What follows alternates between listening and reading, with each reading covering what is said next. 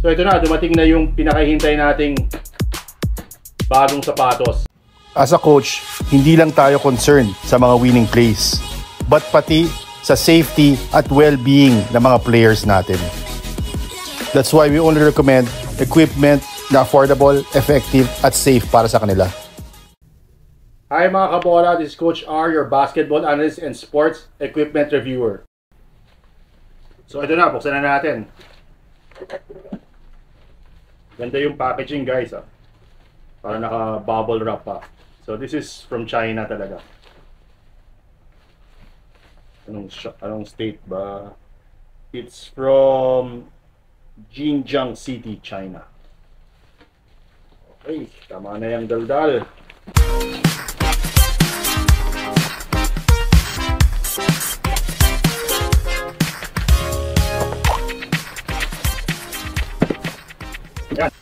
Ayan, 361 degrees. Anong model to? Baka nakalagay sa box.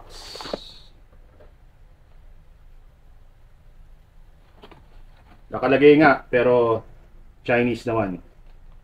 So anyway, itong model na to, itong bubuksan natin, is called AG Pullback 3. So yung pullback model is a budget line in the Aaron Gordon shoes, no? And marami na itong version. I think may 1.5, may 2, and ito yung latest na pullback 3, version 3. So buksan na natin.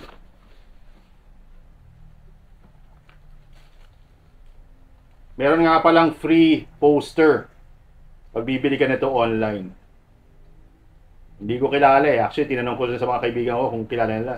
Hindi nila kilala. Pero baka kayo mga kabola or yung mga wife nyo or yung daughter nyo or kung sino man kilala to, pa-comment na lang kung sino to. So ito yung box niya. Maganda yung pagkakarap.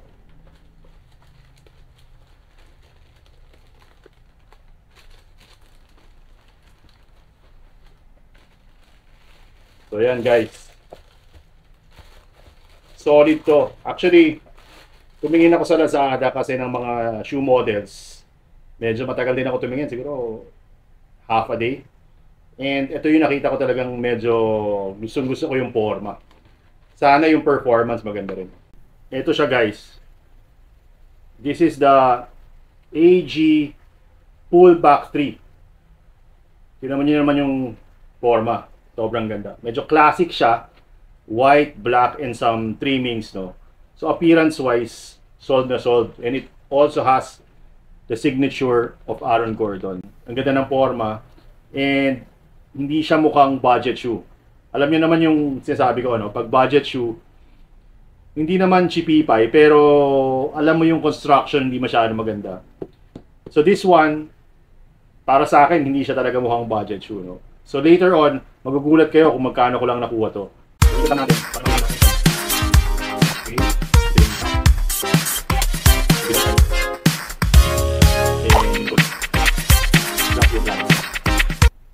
So yung ilalim, nakita nyo yung sole.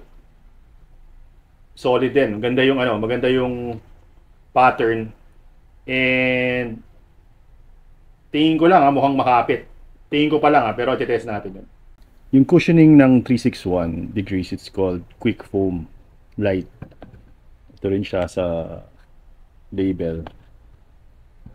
Research natin later kung ano yan, kung same lang ba siya ng Anta or ibang technology. Pero from appearance tsaka sa lambot, parang halos same siguro yan.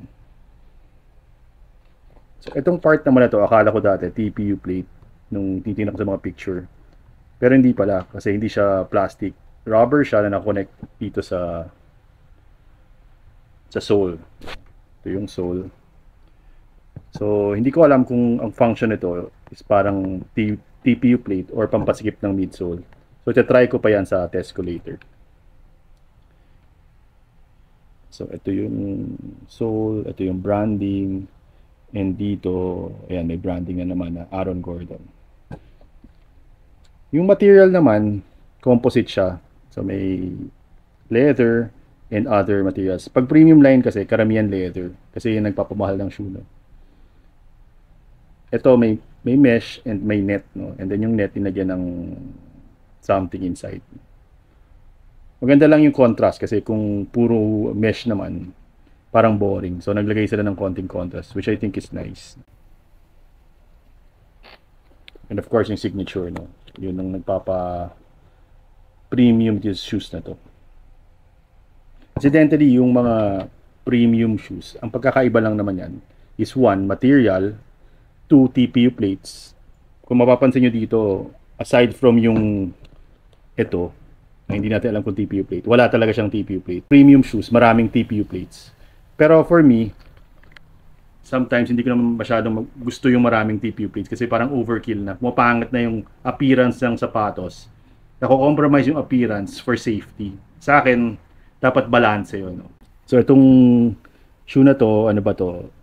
Low cut or mid cut? Parang semi mid cut, no? Which for me is good sa game ko kasi medyo perimeter yung laro ko. Ngayon, well, few years ago, medyo sa loob pa, pero because of my injuries, medyo lumabas na ako. So, mas maganda to sa akin for now. No? And yung lastly, yung heel counter, matigas siya. Which is good because kung malambot siya, yung mga ibang or marami sa mga budget shoe, malambot dito. Ang ibig sabihin nun, prone to ankle sprain. Ito, matigas. No? So, very good yan. And yung cushioning niya sa loob, malambot siya, no? But ang point of comparison ko yung anta ko na Gordon Hayward na pounds. Sobrang lambot dito. So panoorin niyo yung video na yun, makita niyo kung gaano kalambot, no? Kasi mukhang uulan, dito lang tayo sa testing center natin. Dito sa labas ng bahay. So suot ko na tong AG Pull Up 3. Ito siya.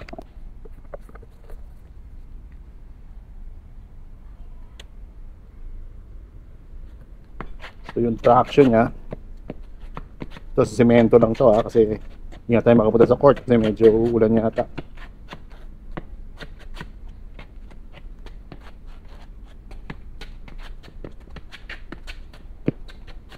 Makapit naman, maganda.